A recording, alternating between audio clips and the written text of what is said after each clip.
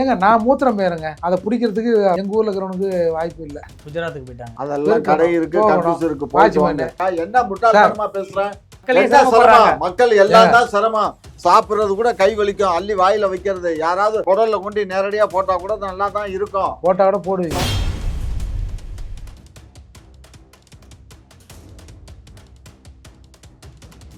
லகரம் நேயர்களுக்கு வணக்கம். நேற்றைய தினம் ஆம்னி பேருந்துகள் உடனடியாக தடை செய்யப்பட்டதன் காரணமாக வெளியூர் செல்லக்கூடிய பயணிகள் மிகவும் சிரமத்திற்குள்ளானார்கள். இது குறித்து விவாதிப்பதற்காக இன்றைக்கு 2 சிறப்பு விருந்தினர்கள் வருகை தந்திருக்கிறார்கள்.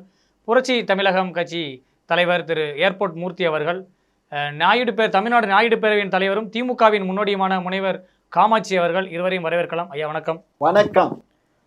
முதலாவதாக ஐயா கோமாட்சி ஐயாவிடமிருந்து ஆரம்பிக்கலாம். ஆம்னி பேருந்துகளை கிளாம்பாக்கத்திற்கு போக சொல்லிவிட்டார்கள். அதனால் நேற்றைய தினம் மக்கள் வெளியூர் செல்லக்கூடிய பயணிகள் மிகுந்த அளவில் சிரமம் அடைஞ்சிட்டாங்க அப்படின்னு கடுமையாக விமர்சனம் பண்ணியிருக்கிறாங்க. ஏன் அவங்களுக்கு ஒரு முறையான ஏற்பாடு பண்ணி கொடுத்துருந்தா அவங்க அதை பயன்படுத்திக்குவாங்கல்ல? அதாவது ஆம்னி பஸ் ஓனர்ஸ் அசோசியேஷனுக்கு ஏற்கனவே கிளம்பாக்கத்து கிளம்பாக்கத்துக்கு போகிறதுக்கு முன்னாடியே நாங்கள் இத்தனாம் தேதி ஓப்பன் பண்ணுறோம், அதுக்கு ஒரு 10 நாள் முன்ன பின்ன நீங்கள் எல்லாம் வந்துடணும், உங்களுக்கு 700 பஸ்ஸு ஸ்டாப் பண்ணுறதுக்கு இருக்குது, 50 பஸ்ஸு டிக்கெட் போடுறதுக்கும் 50 பஸ்ஸுக்கு இடம் ஒதுக்கீடு பண்ணியிருக்கோம், நீங்கள் பண்ணிக்கலான்னு சொல்லி ஏற்கனவே நாங்கள் எல்லாத்துக்குமே கூப்பிட்டு சொல்லி லெட்டரும் கொடுத்தாச்சு. இல்லை, அவங்க 1000 பேருந்து வச்சிருக்கிறாங்களா, எங்களுக்கு போதுமான வசதி இல்லை, அவங்க ஏற்படுத்தி தரல அரசு அப்படின்றதான அவங்க ஒரு குற்றச்சாட்டு குறையா சொல்கிறாங்க. அப்படியெல்லாம் இல்லை. ஏன்னா 1000 பஸ்ஸு இருக்குன்னு எங்கே இருக்குது? 1000 பஸ்ஸு எங்கே இருக்குது? 700 பஸ்ஸு நிற்கிற மாதிரி நாங்கள் பண்ணியிருக்கோம்னா அது ஏற்கனவே உங்கள்கிட்ட இருந்தது 600 பஸ்ஸு தான். 100 பஸ்ஸு அதிகமாக தான் நாங்கள் பண்ணியிருக்கோம். இப்போ அவன் வாய் பிடிச்சதோ மாங்காய் பிடிச்சதோன்னு கதை விட்டுக்கிட்டு இருக்கான். அந்த கதைக்கெல்லாம் நாங்கள் பலியாக மாட்டோம், புரியுதா? இல்லை, அதுவும் எதிர்கட்சிக்கார சூழ்ச்சி இல்லை. அவங்க ஏற்கனவே அந்த அசோசியேஷன் எங்களோட கொஞ்சம் மல்லு கட்டிட்டு தான் நிற்கிறானுங்க. ஏன்னா அதிகமாக டிக்கெட் போட்டு இவனுக்கு ஆளை ஏற்றுவானுங்க பொங்கலுக்கு, தீபாவளிக்கு, இதெல்லாம். நாங்கள் அதுக்குன்னு ஒரு ரேட்டை ஃபிக்ஸ் பண்ணி இப்போ ரேட் ஃபிக்ஸ் பண்ணிட்டோம். இவ்வளோ தான் வாங்கணும், இவ்வளோ தான், இந்த ஊர்னா இவ்வளோ, இந்த ஊர்னா அவ்வளோதான் நான் வாங்கணும்னு ஒரு ரேட்டு ஃபிக்ஸ் பண்ணதுனால அந்த காலத்தில் இவங்க அந்த மாதிரி எல்லாம் பேசுகிறாங்க. சரியா? யார் வாங்கணுங்க? இல்லை, அதான் அது இன்னொரு சந்தேகம் இருக்குது. அந்த ரேட்டு ஃபிக்ஸ் பண்ணது யாருக்கு வாங்கணும், யாருக்கு கொடுக்குறதுன்னு கேட்குறாங்க. இல்லை, பேருந்து ஓட்டுறாங்களே அந்த ஓனருங்க டிக்கெட் போட்டு அவங்க வாங்குறதா, இல்லை அதில் கணக்கு பண்ணி இவங்க வாங்குறதா? ஏங்க, மனசாட்சின்னு ஒண்ணு இருக்கா இல்லையா? ஏற்கனவே இந்த மாதிரி ஒரு அலிகேஷன் ஒரு கணக்கு வெளியே பாருங்க. அவன் ஏற்கனவே ஆம்னி பஸ் வச்சிருக்கவங்க பூரா என்னடா இதை நடத்தலாமா நடத்த வேணாமாங்கிற ஒரு அதுதான் பிரச்சனை.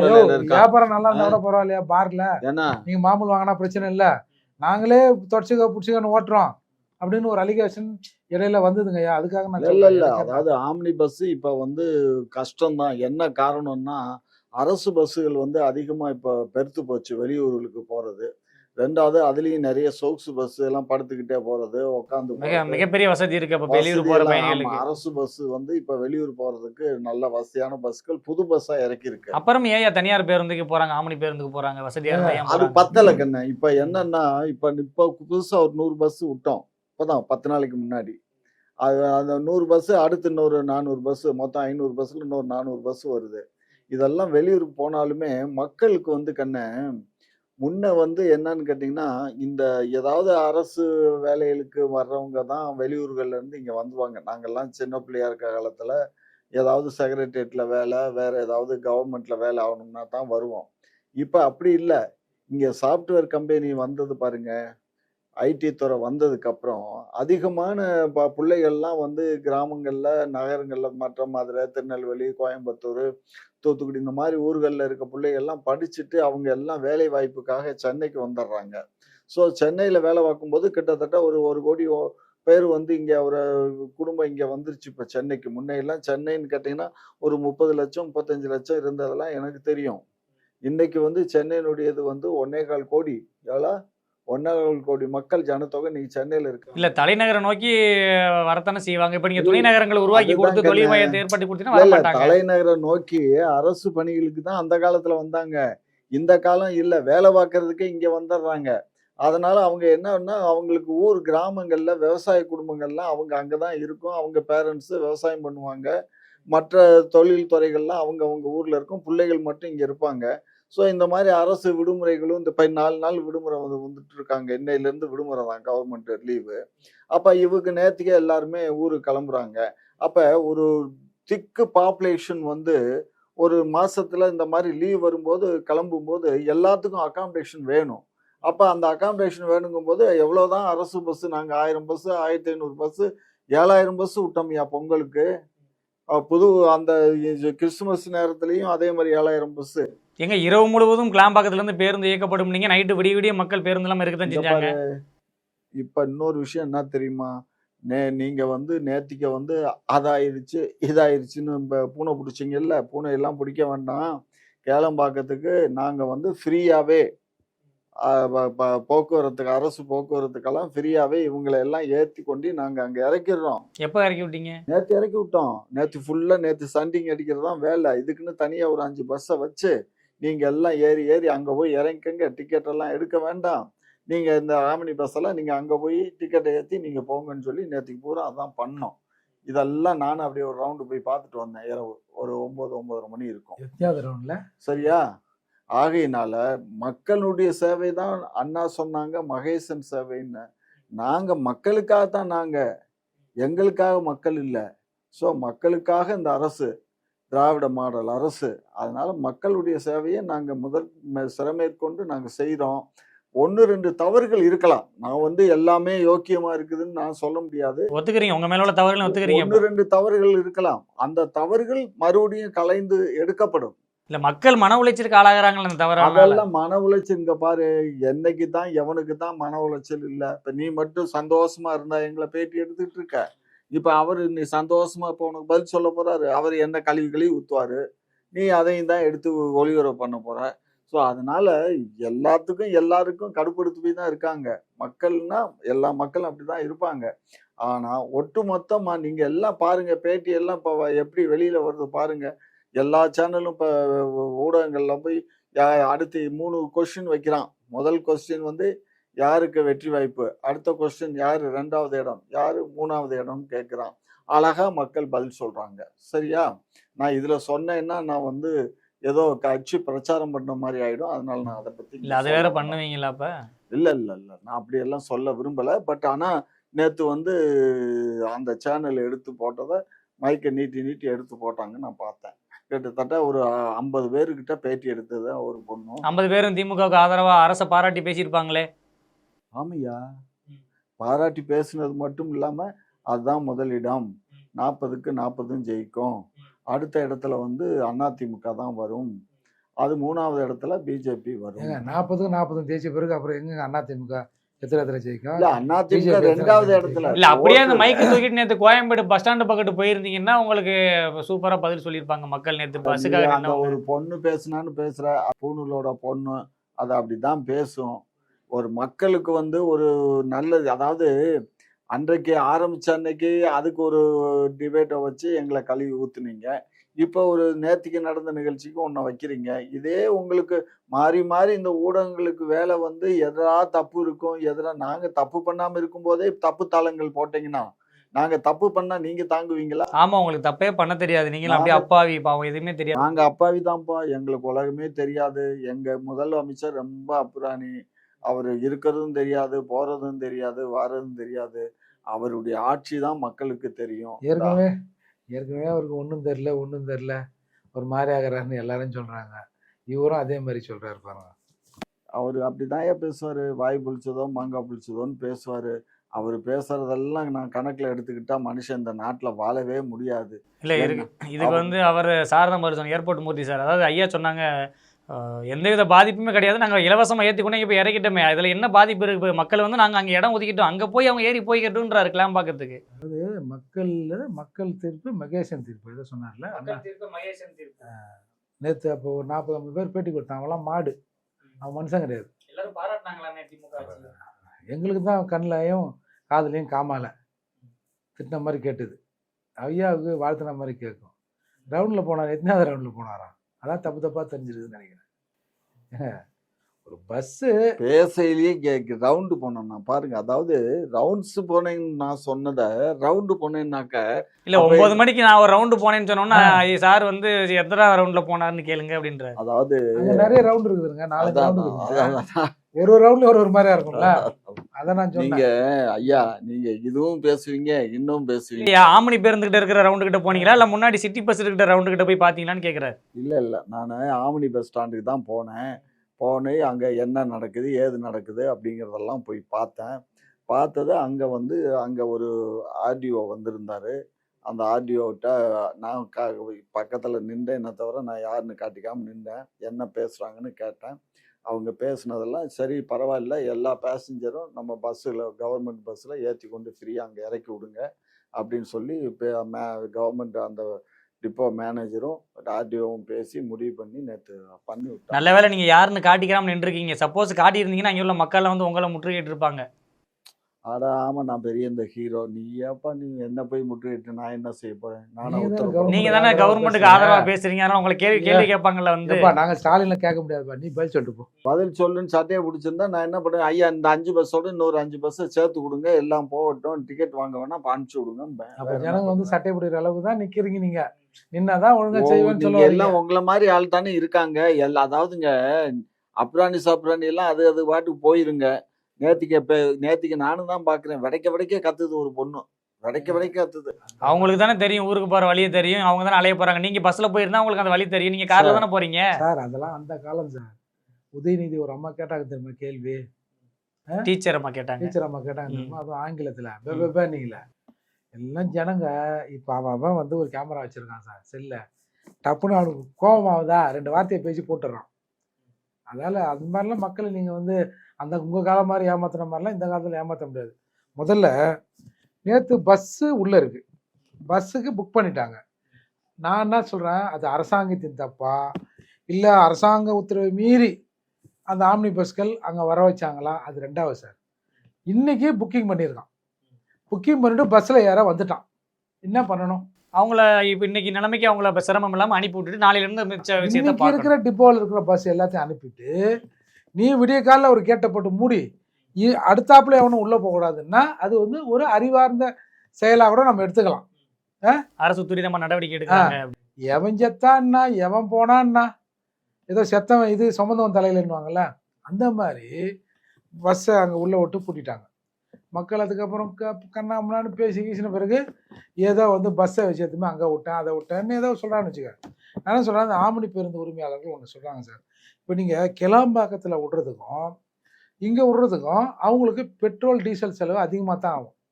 மக்கள் எக்கெடு கட்டி செத்தான்னா பஸ் இங்கே தாண்டா போவோம், இங்கே வராதுறான்னா அங்கே போய் தானே ஆகணும். இல்லை நான் கிளாம்பாக்கத்தில் போய் பஸ் ஏற மாட்டேன்னு எவ்வளோ சொல்ல முடியுமா? தலையை தேடி திட்டிட்டு சாபம் விட்டுட்டு குழந்தை குட்டியோட எதையாவது மூட்டை வாரின்னு நாங்கள் போய் தான் ஆகணும்.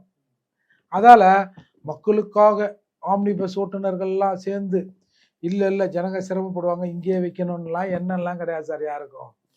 அங்கே அவர்களுக்கான அந்த பணிமனை எதுவுமே அங்கே இல்லை. அவன் என்ன சொல்கிறான், ஒரு மழை பெஞ்சுன்னா அந்த ஒதுக்கப்பட்ட இடத்துல பஸ்ஸு சக்கரெல்லாம் உள்ளே போடும், நாங்கள் அதை ஒன்றும் சரியாக செய்ய முடியாது.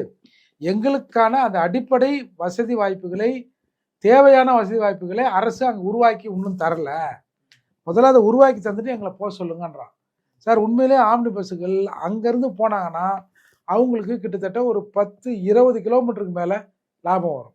20 கிலோமீட்டர்னா கிட்டத்தட்ட ஒரு 5-6 லிட்டர் டீசல் வந்து மிச்சம் ஆகும். ஒரு 500-1000 ரூபா மிச்சம் ஆகும்னு வச்சுங்க. அதுக்கு அதிகமாக கூட மிச்சமாகலாம்னு நினைக்கிறேன். அப்படிங்கும்போது அவங்க அதை தான் எதிர்பார்ப்பாங்க. அங்கே போய் நிறுத்த முடியாத சூழல் இருக்கும் தான் இல்லை நாங்கள் இங்கேருந்து தான் போவோம். இப்போ கூட ஆம்னி பேருந்து ஓட்டுநர்கள் மக்கள் சிரமப்படுவார்கள், நாங்கள் இங்கேருந்து தான் கிளம்புவோம்லாம் சொல்ல.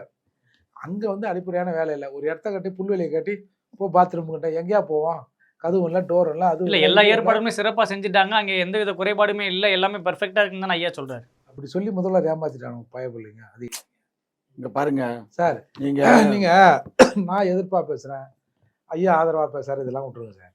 பொதுமக்கள் அங்கே எவ்வளவு சிரமங்களை அனுபவிக்கிறார்கள்னு நம்ம பார்த்தோம் சார். சிரமம் இல்லைன்னு நான் சொல்லலை சார். அதாவது புதுசாக ஒரு பிரச்சனையை நம்ம கொண்டுட்டு வர்றோம் அப்படின்னா ஒரு நல்ல ஒரு திட்டத்தை அங்கே நான் இம்ப்ளிமெண்ட் பண்ணுறோன்னா சில பிரச்சனைகள் இல்லை உங்கள் ஆட்சினா 10 நாளில் முடிய போதா? எது 10 நாள்ல முடியும் சார் இங்க பாருங்க 10 இன்னும் 2 நாள்ல வருஷம் முடியுது. இருக்குல்ல. அப்படி எல்லாம் பொறுமையா எல்லாத்தையும் செஞ்சுட்டு கொடுக்கலாம்ல சார்.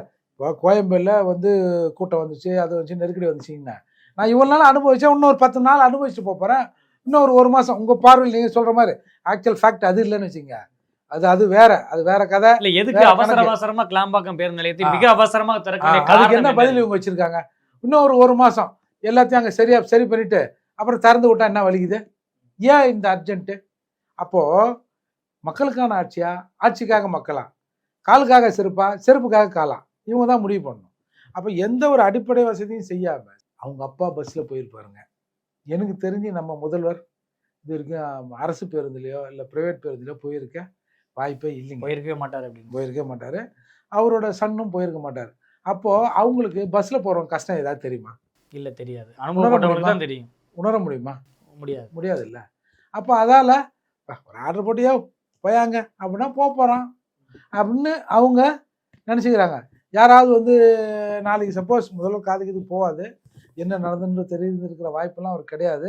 அப்படி ஏதாவது தெரிய வந்தால் கூட சார் எல்லாம் போய் சொல்கிறாங்க சார், ஐயா எல்லாம் போய் சொல்கிறாங்க, நம்ம ஆட்சி சிறப்பான ஆட்சி, எல்லாம் இவங்க வந்து காழ்ப்புணர்ச்சியில் போய் சொல்கிறாங்க அப்படின்னு சொன்னார்னா ஆக அப்படியா அப்படின்னு சொல்லிட்டு போவார் நம்ம முதல்வர். அதால் இவருக்கு இந்த சின்ன பாப்பா பெரிய பாப்பாக்காக தான், சின்ன தம்பி பெரிய தம்பின்னுவாங்கள்ல, அந்த மாதிரி 2 பேரும் இருக்கிறாங்க. நம்ம தலையெழுத்து நாம் வந்து கத்தத்தான் முடியும், ஜனங்க அழத்தான் முடியும். அப்போ ஆட்சியாளர்கள் தானே முடிவு பண்ணணும். அவங்க காதில் இதெல்லாம் போகலையே. இல்லை இத்தனை நாள் ஐயா வந்து கட்சிக்கு அதாவது அரசியல் சார்ந்து விமர்சனங்கள் வரும்போது தான் எதிர்கட்சிக்காரர்கள் செய்த சூழ்ச்சி, இது பாஜகவுடைய வேலை, அதிமுக வேலைன்னு சொன்னார். நேற்று பயணி ஒருத்தர் வந்து ஒரு லேடி வந்து கத்துறாங்கன்னா அவங்க கயிறு போட்டவங்க அப்படின்றாரு. ஆமாம், இவங்களுக்கு இன்னும் இந்த கயிறு பஜனை எத்தனை நாளைக்கு தான் பண்ணுவாங்கன்னு தெரில. ஏன்டா நீங்களாம் எப்படி இருக்கிறீங்க? அந்த 3% அப்படி, 3% அப்படி, 97% இப்படி. ஆட்சி அதிகாரம் இவங்ககிட்ட இருக்குது. ஆனால் ஒன்றா பார்ப்பான். அப்புறம் வழக்கறிஞர் வட்டம்னா ஒரு பாப்பா வந்து நொட்டுவாங்க, ஒரு ஆடிட்டர் வேணா ஒரு பாப்பா வேணும், ஒரு அட்வொகேட் வேணா ஒரு பாப்பா வேணும், ஒரு டாக்டர் வேணா ஒரு பாப்பா வேணும். இதுக்கெல்லாம் பிராமணர்கள் தேவை. அப்புறம் வெளியில் சொல்லும்போது பாம்பை விட்டுரு, பாப்பா நாடி, அப்புறம் போனால் அந்த காலை பிடி கையை பிடி. இவங்களை ஜெயிக்க வைக்கிறதுக்கு ஒரு பிராமணர் தேவை. எல்லாத்துக்கும் பிராமணர் தேவை. இவங்க அடிப்படை தேவை எல்லாத்தையும் அவங்க பூர்த்திப்பாங்க. ஆனால் பேசும்போது நம்மளாம் பிராமணர் மீது ஒரு காழ்ப்புணர்ச்சியை வெறுப்புணர்ச்சியை காட்டணுங்கிறது தான் இவங்க எண்ணம். நம்ம காட்டி விட்டு அவங்க ராசி ஆகிருப்பாங்க. ஆமாம் சார், அது ஆரம்பத்துலேருந்து அப்படி தானே சார். இவங்களுக்கும் இவங்க பேசுறதுக்கும் இவங்க நடக்கைக்கும் எந்த சம்மந்தமும் கிடையாது. இவங்க சும்மா ஒரு பிழைப்புவாத அரசியலை நடத்துகிறாங்க. பிழைப்புவாத அரசியல் நடத்துகிறாங்கன்னா நாங்கள் ஜனங்க பித்து பிடிச்சி போய் கிடக்கிறோம். எங்களுக்கு வந்து மூளை வந்து தெளிவில்லை. இப்போ தான் கொஞ்சம் கொஞ்சமாக தெளிவாகுது. இவங்கெல்லாம் கொஞ்சம் தெளிவான பிறகு இந்த கதையை வந்து விட சொல்லுங்களேன். இப்போ எங்களை மாதிரி ஆட்கள் பல பேர் பேசுகிறோம்ல, ஏய் சும்மா அந்த பார்ப்பன பூச்சனை காட்டினே கதை விட்டுருக்கிறீங்க. இன்னமும் 3% ஆட்சி பண்ணிருந்தீங்க. 50, 60, 70 வருஷமாக நீங்கள் ஆட்சி பண்ணுறீங்க. என்ன பிடுங்குனீங்க? அவனை தூக்கி போட்டு எங்களை வைக்க வேண்டியது தானே அப்படின்னு நாங்கள் கேட்குறோம்ல. இந்த குரல் முன்னாடி எங்கேயோ 1-2 கேட்டுது, இப்போ பரவலாக கேட்குதுல. நல்லா பஜனை பாய்வாங்க, நல்லா கதை விட்றானுங்கய்யா. ஆனால் ஒன்றா பிராமணர்களை காட்டி விட்றது எப்பா, அவனுங்க கூட எங்கேயும் நம்மளை வந்து இப்போ டிஸ்டர்ப் பண்ணுறது இல்லையா? நேரடியாக இவனுங்க பார்வையில் எவங்கிறானோ அவன் தான் கோயில்களை போகாதன்றான், செருப்பு போடாதங்கிறான், தண்ணி எடுக்காதன்றான், குண்டையை கழுவாதன்றான். இப்போ எந்த பாப்பான் போய் நீ எல்லாம் பொது தொகுதிக்கு ஆசைப்படலாமான்னு கேட்டான். இதே பார்ப்பனர் என்று சொல்லப்பட்ட ராஜாஜி கூட கூட்டு வச்ச களவாணிங்க தானே நீங்கள் 2 பேரும் ஒன்றா இருந்தவங்க தானே. இப்போ யார் அந்த மாதிரி கேட்குறா சொல்லுங்க? ஐயா எதுவுமே தெரியாத மாதிரி உட்காந்துருக்காரு. இப்போ பிஜேபியில் கேட்குறாங்களா? நாங்கள் இங்கே பாரு நல்லா புரிஞ்சுக்கோ, நாங்கள் பார்ப்பனர்களுக்கு எதிரிகள் அல்ல. பார்ப்பனர்களுடைய அந்த கொள்கைக்கு தான் நாங்கள் எதிரிகளே தவிர தனி மனித தாக்குதல் எங்களுக்கு தேவையில்லை, அவசியமும் இல்லை. ஏன்னு கேட்டிங்கன்னா பார்ப்பனியம் என்பது அது வந்து சனாதனத்தினுடைய அஸ்திவாரம். ஸோ அந்த அஸ்திவாரத்தை தான் நாங்கள் வேண்டான்னு சொல்கிறோமே தவிர மற்றபடி நாங்கள் பார்ப்பனர்களுக்கு நாங்கள் என்ன அஸ்திவாரம் எல்லாமே பில்டிங் இருக்குமா? அது என்ன அஸ்திவாரம்? நீங்க எல்லாம் பாதத்துல பிறந்தீங்களா? அவன் தானே சொல்றாங்க நீங்க பாதத்துல பிறந்தீங்கிறான். நாங்களும் பாதத்துல பிறந்தோமா? நம்ம எல்லாம் சூத்திரம். ஐயோ ஐயோ எங்களை அதுல சேர்க்காதீங்க சாமி. நாங்க வந்து பஞ்சமரு, நாங்க அவுட் காஸ்ட். நாங்க எங்க ஒரு ஆயப்பன் எங்க போய் எங்க பிறக்கணுமோ அந்த மாதிரி இயற்கையா பிறந்தவங்க ஏங்க, அவன் என்னங்க சொல்றான்? அவன் எங்களை சொல்ல. எங்க உங்களை சொல்லு, சூத்திரன் தான் யாரு? நாங்க எல்லாமே சூத்திரம் இல்ல, சூத்திரன். நாங்க சூத்திரம் இல்ல. பார்ப்பனர்களை தவிர மற்றவர்கள் எல்லாமே சூத்திரர்கள் தான். காட்ட வேண்டியதானே, நான் நீங்க எங்க இருந்து பிறந்தீங்கன்னு காட்ட வேண்டியதானே. ஏன்டா பிறப்பு இங்க இருந்தாண்டா வரும், நீ ஏன்டா அப்படி சொல்லணும்னு காட்ட வேண்டியதானே. அதையே நீங்க காட்டுங்க, நாங்க காட்டியாச்சு. எங்க பாருங்க, ஜெயலலிதா ஒரு தடவை சொன்னாங்க, ஆமா இது பார்ப்பன ஆட்சின்னு. அடுத்து ஆட்சிக்கு வந்தவங்க என்ன சொல்றாங்க, இப்பெல்லாம் சூத்திரனை எதிர்க்காங்கல்ல. சட்டமன்றத்தில் கருணாநிதி சொல்கிறார், ஆமாம் இது சூத்திரர் ஆட்சி. நல்லா கதரா இது. ஹேய், அதான் நீங்க ஒத்துக்கல. என்ன சொல்லணும் நீங்க, நாங்க சாதி மறுப்பாளர்கள் ஆட்சி, நாங்க பெரியாரின் ஆட்சி கிடையாதுன்னு சொல்லி, ஆனா இது சூத்திரர் ஆட்சி தான் அப்படின்னு சொன்ன வந்தாங்க இவங்க. ஆமையா, நாங்க சூத்திரர்கள் தான். அவன் சொன்னதான் போய் அப்புறம் அதையாக ஏத்துக்கிறீங்க. நாங்க பார்ப்பனர் இல்லாத ஆட்சி தான் எங்களுடைய சார். ஆட்சி. நீங்க கால்ல பிறந்தவனை ஏத்துக்கிறேன்னா தலையில பிறந்தவனை ஏத்தானே ஆகணும். நீ இரியா, எங்களுடைய ஆட்சி அமைஞ்ச காலத்துல யாராவது ஒரு பிராமின் வந்து அமைச்சரா இருந்திருக்காரா சொல்லுங்க? ஏதாவது அமைச்சரா இருந்தாரா, இல்ல சட்டமன்ற உறுப்பினரா இருந்தாரா, இல்ல நாடாளுமன்ற உறுப்பினரா? பிராமண பூச்சாண்டிக்காச்சும் மார்வாடியை கூட்டாந்து வச்சா திருட்டு கும்பல் தானே நீங்க. இதெல்லாம் நீங்க எங்கள்கிட்ட பூச்சாண்டி பிடிக்கிற வேலை, எங்களை கழுவி ஊத்துற வேலை எல்லாம் விட்டுடுங்க. இனிமே போற காலத்துல எல்லாத்தையும் நல்லதா நினைக்க செய்யுங்க. நான் என்ன சொன்னா அதை எப்படி மாத்துறாரு? இல்ல ஐயா, அதையெல்லாம் விடுங்க. ஒருத்தன் கால்ல பிறந்ததை ஒத்துக்குனா தலையில பிறந்தவன ஒத்தானே ஆகணும். இல்ல அது ஒத்துக்கிட்டு தான் ஆகணும். ஒன்ன ஒத்துக்கிட்டு மற்றொன்னு மட்டும் எப்படி மறுக்க முடியும்? ஐயா, இப்ப அதை விட்டுருங்க. அதாவது இப்போ இவ்வளவு அவசர கதியிலையும் வந்துட்டு நீங்கள் மக்களுக்கு அவ்வளவு இடையூறாக இருக்குது, நீங்கள் போயிட்டு வரதுக்கே சிரமப்படுறாங்க, மக்கள் யாரும் கோரிக்கையும் வைக்கல. அப்படி இருக்கும் பட்சத்தில் எதுக்கு அந்த கிளாம்பாக்கம் பேருந்து நிலையம் தேவையான்னு கேட்குறாங்க. தேவையா தேவையா இல்லையான்னு அந்த அம்மா ஜெயலலிதா காலத்துல தான் அதை திட்டம் நாகரிக தேவைதான் சார் பண்ணாங்க. ஆகையினால நாங்க என்னமோ கொண்டுட்டு போய் காலம்பாக்கத்துலதான் அடிக்கலை நாட்டி நாங்க தான் நட்டங்கிற மாதிரி இல்லை. ஏற்கனவே அவங்க பண்ணி அரைங்குறையமா விட்டுட்டு போயிட்டாங்க. அதை முடிவு பண்ணி முடிச்சு நாங்க இப்ப அதை திறந்திருக்கோம். அவ்வளவு ஏற்கனவே அவங்க அடிக்கல் நட்டதா இருக்கட்டும், இப்ப செயல்படுத்தணும்னா மக்களுக்கு பயன் இருக்கா இல்லையான்னு ஆட்சியாளர் நீங்க தானே பார்க்கணும். மக்களுக்கு பயன் இல்லைன்னா நாங்க அதை போய் திறப்போமா? அதுக்கு திரும்ப ஒரு 300 கோடி செலவு பண்ணுவோமாயா? என்ன முட்டாள்தனமா பேசுறேன்? இல்ல அப்புறம் சிரமப்படுறாங்கன்னு கேக்குறேன். மக்களே சிரமப்படுறாங்க. மக்கள் எல்லாம் தான் சிரமம். சாப்பிடுறது கூட கை வலிக்கும், அள்ளி வாயில வைக்கிறது. யாராவது குடல்ல கொண்டு நேரடியா போட்டா கூட நல்லா தான் இருக்கும். போட்டா கூட போடுவீங்க. சமைக்காம இல்ல. இன்னைக்கு பாரு மனுஷன் எப்படி மாறி போயிட்டான் பாரு. கிட்டத்தட்ட இன்னைக்கு சென்னை மாநகரில் இருக்கக்கூடியவங்க 40 விழுக்காடு ஹோட்டல் ஃபுட்டு தான். யாரும் வீட்டுல இப்ப சமைக்கிறதெல்லாம் போயிடுச்சு, மலையேறி போயிடுச்சு. முன்னையெல்லாம் சமைக்கிறதுக்கு பலசர கடையில வாங்கி சமைப்பாங்க. இப்ப எல்லாமே ஃபாஸ்ட் ஃபுட் காலம் ஆகி போச்சு. ஆகையினால மனிதன் சோம்பேறி நம்பர் 1. அந்த சோம்பேறித்தனத்தை இதுல எல்லாம் விட்டுட்டு ஒழுங்கா அந்தந்த ஏரியால இருந்து பஸ் ஏறி நேரம் அங்க போங்க. ஒழுங்கா போயிருங்க, இல்லைன்னா நடக்கிறதே வேற அப்படின்றீங்க. ஒரு விஷயம் புரிஞ்சுக்கோ, மகளிருக்கு இலவச பஸ் இருக்கு, சரியா? ஆண்களுக்கு மாத்திரம் தான் டிக்கெட். ஒரு குடும்பத்துல 4 பேர்ல 2 பேர் பெண்கள், 2 பேர் ஆண்கள்னா அந்த 2 பேர் தான் டிக்கெட் எடுக்க போறாங்க. 2 பேருக்கு டிக்கெட் இல்ல. அதுவும் அங்க போய் இறங்கலாம். இங்க இருந்து போற கிளாம்பாக்கம் போறதுக்கு பஸ் இருக்கா? தம்பி இருக்கு, நிறைய பஸ் இப்ப நாங்க விட்டுருக்கோம்.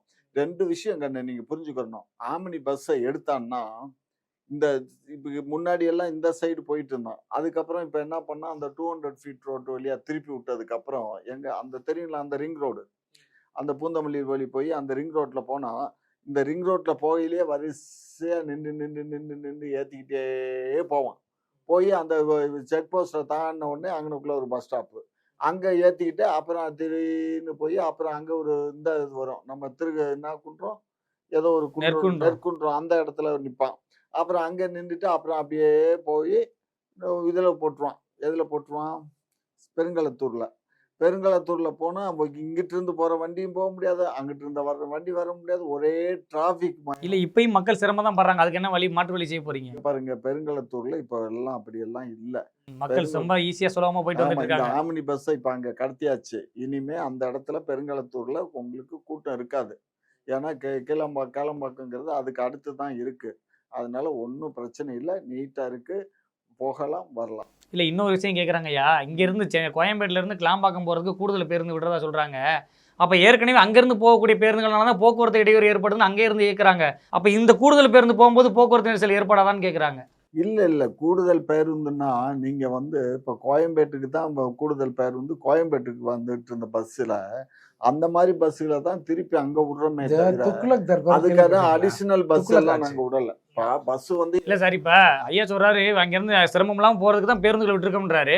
அப்ப இந்த கோயம்பேட்ல இருந்து கிளாம்பாக்கம் போற பேருந்துகள்னால போக்குவரத்து இடையூறு ஏற்படாதா? இங்க பாரு, இன்னொரு விஷயம் தெரிஞ்சுக்கோ. இப்ப 20 கோடி நாங்க ஒதுக்கீடு பண்ணியிருக்கோம். யாருக்கு? ரயில்வேக்கு, ரயில்வே டிபார்ட்மெண்ட்டுக்கு 20 கோடி தமிழக அரசு கட்டியிருக்குயா. எது கட்டியிருக்கு தெரியுமா? அந்த ரயில்வே பஸ் ஸ்டாப்புக்கு ஏத்த மாதிரி ரயில்வே ஸ்டேஷன் அமைக்கிறதுக்கு. அது இந்த ஒரு 6 மாசத்துல அது ஏன் அதெல்லாம் பண்ண பிறகு இதை திறந்தா என்ன சரியா? இப்ப உங்களை யாரும் திறக்க வேண்டாம்னு சொல்லல, மக்களுக்கு அந்த திட்டத்தை செயல்படுத்த வேண்டாம்னு சொல்லல, எல்லாத்தையும் முழுமையா செஞ்சுட்டு ஈஸியா செய்யுங்களேன்னு சொல்றாங்க. ஈஸியான்னு இன்னைக்கு திறந்துருவோம், நாளைக்கு திறந்துருவோம், இன்னைக்கு திறந்துருவோம்னு சொல்லியே 1 வருஷம் கடந்து போச்சு. நாங்க ஆட்சிக்கு வந்த காலத்திலேயே அது வேலையை முடிச்சிருக்கணும். அது தொடர்ந்து இப்ப 3 ஆண்டு காலம் ஆகி போச்சு. 3 ஆண்டு காலத்துல நாங்க முடிக்காம இருந்தாங்க. இப்படியே தள்ளி போயிட்டு இருந்தா அதுவே ஒரு பீடம் மாதிரி. அதனாலதான் இப்ப அதை நாங்க திறந்துட்டோம். அது நிம்மதியா மக்கள் சுபீட்சமா இருப்பாங்க. மக்களுடைய கவலை உங்களுக்கு வேண்டாம், அரசுக்கு தான் மக்களுடைய கவலை. அரசு அதை பார்த்துக்கிறோம். இப்போ நம்ம ரோட்ல மெட்ரோ எதுக்கு போடுறான்? கீழே டிராஃபிக் அதிகமாகி போச்சு. மெட்ரோ போட்டா கொஞ்சம் வாகனங்கள் இல்லாம ஆளுங்க போக்குவரத்து நெரிசல் இருக்காது, இடையூறு இல்லாம போயிருவாங்க. இப்போ நீங்க எதுக்கு இதை ஆரம்பிச்சீங்க?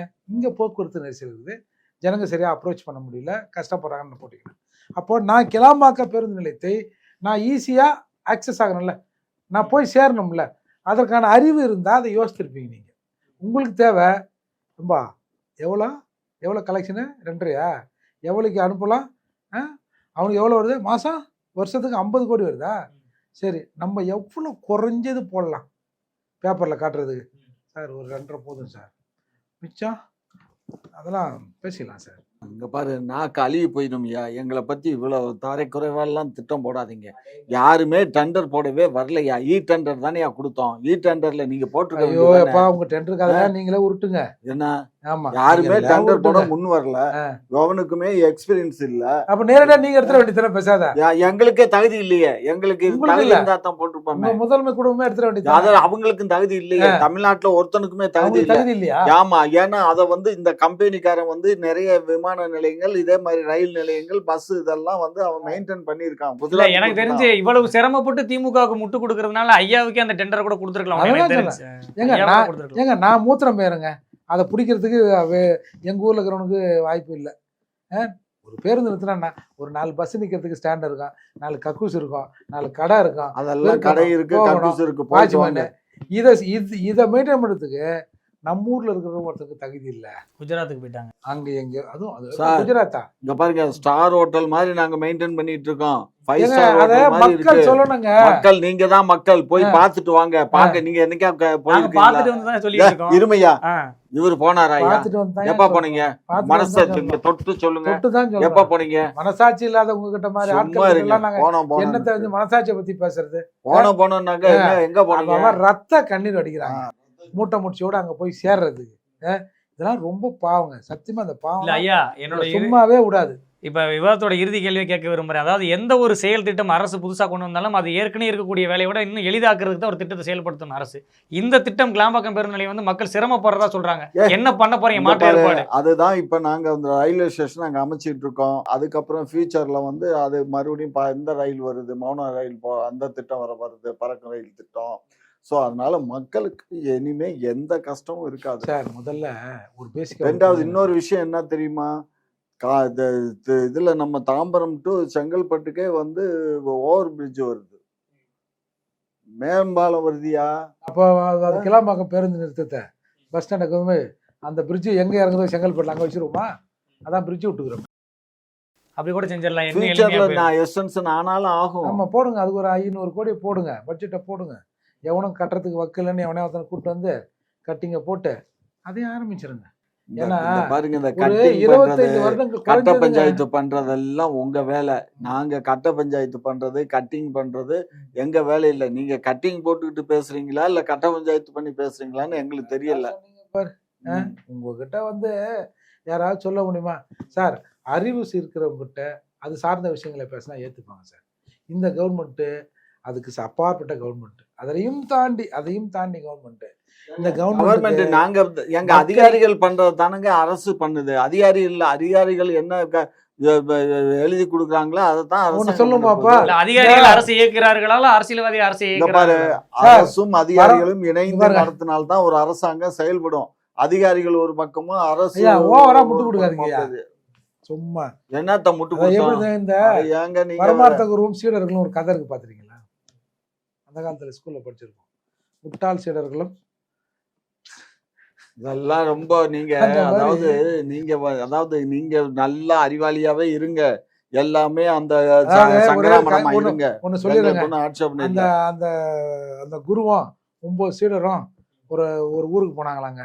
ஆத்துல தண்ணி ஓடிச்சான். எப்படான்னு பார்த்தாங்களாம். ஐயோ தண்ணியில் அடிச்சு போயிட்டா என்ன பண்ணுறது, ஆற்றுல உயிர் இருக்குதா இல்லையா அப்படின்னு சொல்லிட்டு ஒரு சுருட்டு இல்லை அது மாதிரியான ஒரு கொல்லிக்கட்டை கொல்லிக்கட்டை எடுத்து வச்சாங்களாம் சார். சுருன்னு ஆஃப் ஆச்சான். ஐயோ உயிர் இருக்குது அப்படின்னா சரி கொஞ்ச நேரம் வெயிட் பண்ணி பார்ப்போம் அப்படின்ட்டு திரும்பவும் இதை இப்போ செக் பண்ணி பாருன்னா அதே அடைஞ்ச கட்டை எடுத்து போய் வச்சானா. ஒன்றையும் வரலாம். இப்போ சரியா இருக்குது, இப்போ உயிர் இல்லை போயிடலான்னு சொல்லிட்டு போயிட்டாங்களாம் சார். அந்த பக்கம் போன பிறகு நம்மளாம் கரெக்டாக இருக்கிறோமான்னு எண்ணுனாங்களாம். ஒவ்வொருத்தரும் எண்ணும் போதும் ஒருத்தனை விட்டு என்னானா. உடனே ஐயோ ஒருத்தன் காணுமே அப்படின்னு மாற்றி எண்ணி பார்த்து ஒருத்தனை காணுன்னு ஒரே ஒப்பாரியான். ஒருத்தன் வந்தானா. வந்து ஐயோ என்னையா ஒருத்தனா அண்ணாமலை மாதிரி ஒருத்தன் வந்தாரா. வந்தோடனே என்னையா பிரச்சனை உங்களுக்கு? இல்லைங்க அந்த மாதிரி ஆத்தக்கறந்து வந்து ஒரு ஆள் காணுங்க. எத்தனை பேர்? 9 பேருங்க. திரும்புங்க. கரெக்டாக தானே இருக்கிறான், என்னையா அவனுக்கு இப்படி பேசுகிறானுவா அப்படின்னு நினச்சாங்களா. இல்லைங்க அந்த மாதிரி நாங்கள் எண்ணி பார்த்தோம்.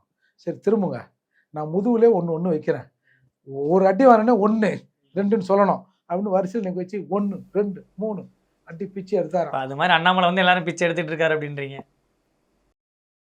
அதாவது அண்ணாமலை மாதிரி உலகத்திலேயே மிகப்பெரிய ஒரு நல்லவர் தூக்கி யாருமே இல்லை. சரியா? அந்த ஆளு ஒரு தூக்கி, அதுக்கு இவரு அதுக்கு அந்த கூஜாவுக்கு இவர் ஒரு அப்படி இல்லைங்க. கூஜா. இங்க பாருங்க, எங்களுக்கு வந்துங்க எங்களுக்கு வந்து அண்ணாமலை நேரடியாக தொடர்பு எல்லாம் ஒன்றும் இல்லை.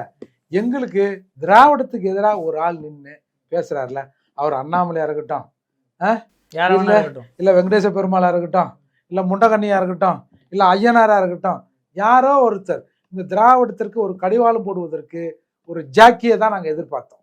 ஒரு ஜாக்கியை தான் மக்கள் எதிர்பார்த்தார். அந்த ஜாக்கியா இந்த நபர் இருக்கிறான்னு தான் நான் சொல்றேனே தவிர அவர் ரொம்ப நல்லவர், அவர் வல்லவர், அதெல்லாம் நான் சொல்ல வரல. அதுக்கான ஆளும் நான் இல்லை. தென்காசி தொகுதியில மறுபடியும் இந்த நாடாளுமன்ற தேர்தலில் நிக்க போறீங்களா? ஏற்கனவே கடந்த முறை நின்றீங்கன்னு நினைக்கிறேன். இந்த முறை அங்க நிக்கிறீங்களா? ஐயோ, இந்த திராவிட கும்பலின் ஆட்டம் இருக்கிறவரை, திமுகவின் ஆட்டம் இருக்கிறவரை, நீங்க இப்பதான் நீங்க பிஜேபி உடைய இதுல தானே நிக்க போறீங்க. இந்த மாதிரிலாம் சும்மா பொருளை கிளப்புறேன். நான் கேட்கிற கேள்விக்கு வந்து பதில் சொல்றதுக்கு வந்து இது இல்ல. என்ன இங்க பாருங்க, பதில் இல்ல கத்திரிக்காய் இல்லன்னு சொல்லாதீங்க. என்ன பதில் இல்ல?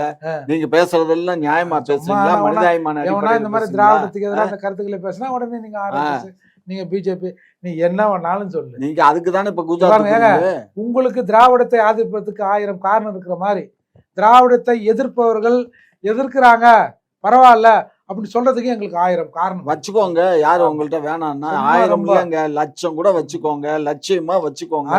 நீங்க லட்சியமா போகிற தீபம் பிரகாசமா எரியுதுங்க. பரவாயில்ல. அதாவது அண்ணாதுரை சொன்னாங்களாம், நீங்க வந்து உங்க கடைசி காலம்.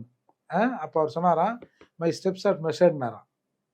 ஆனா இவங்க இவங்களுடைய அந்த அடியை எடுத்து வைக்கிறத எண்ணி பார்க்காமையே கண்ணாமலான்னு குறுக்கு நடிக்கும் ஓடுறாங்க. எங்கேயாவது ஒரு டிச்சில் விழுந்து கதை முடியும். அதாவது சட்டமன்றத்தில் யுவர் டேஸ் ஆட் கவுண்டட்னாங்களாம். அதாவது உங்கள் நாட்கள் எண்ணப்படுகிறது. அதுக்கு அண்ணாதுரை சொன்னானா, மை ஸ்டெப்ஸ் ஆர் மெஷர்டுனாராம். உங்கள் நாட்கள் எண்ணப்படுதுன்னு என்னுடைய அடியை நான் பார்த்து தான் எடுத்து வைக்கிறேன் அப்படின்னு அண்ணாதுரை சொன்னதாக சொல்லுவாங்க. அதுக்கு நேர்மாறா இன்னைக்கு இவங்க கண்ணாமலான்னு போகிறாங்க. எங்கன்னா ஒரு இடத்துல ஒரு டிச்சில் விழுந்து கதை கதமாகும். அப்போ பார்ப்போம். நிச்சயமாக உங்களுடைய பொன்னான நேரத்தை ஒதுக்கி இவ்வளவு நேரம் பேட்டியில் கலந்து கொண்டமைக்கு மிக்க நன்றி.